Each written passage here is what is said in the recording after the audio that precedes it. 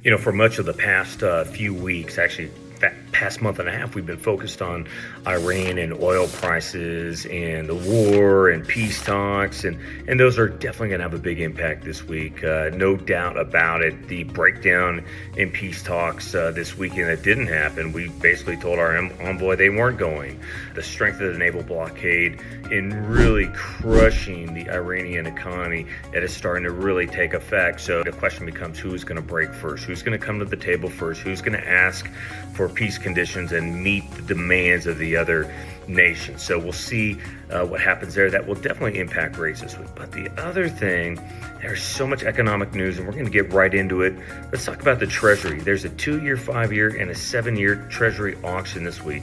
If there is a demand for Treasury notes and investors go from stocks to investing in treasuries, you will see an improvement in mortgage rates. If not, you may see interest rates go up. And then we also have several banks, international banks, that will be making decisions on their Fed fund equivalent. You have the Bank of Japan on Tuesday. You have the European Central Bank, the Bank of England on Thursday. We also have a lot of other news, and this news won't necessarily impact rates, but it'll tell you where the market is. We have FHFA and the Case-Shiller Home Price Index on Tuesday. We have a Richmond Fed Manufacturing Index, Consumer Confidence Report as well coming out. Tuesday, we also have the start of the Fed meeting. Wednesday, we have the Fed decision.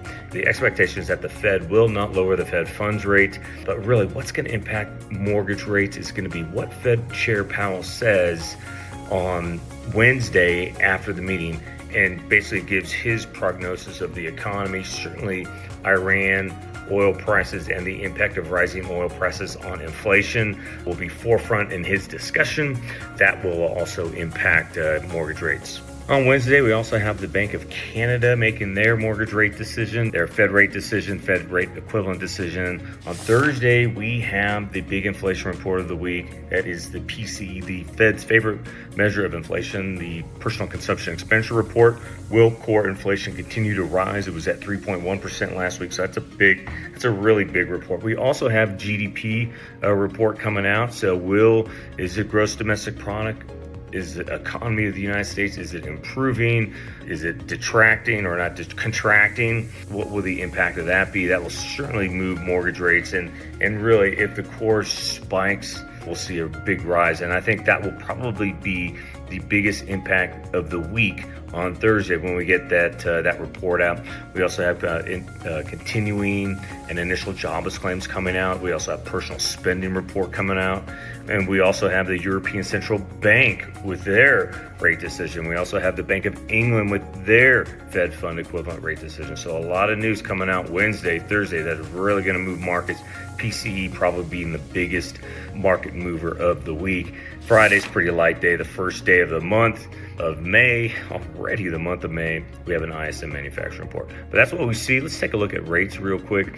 Conventional, we're right between 6.3, 6.5% for conventional rates across the board. And then VA, we're steady below 6%. We've been steady below 6% for really much of the last month and a half. That's great news. And I expect we'll stay below 6%, but not much lower. I mean, right around 5.93. We're actually a little higher as we begin the week than we were at the beginning of last week, but still overall positive despite the turbulence in the market. Interest rates have stayed relatively stable, and if anything, still on a downward trend overall. That's about all I have for you this week. I hope you all have a great week. We'll talk to you later. Aloha.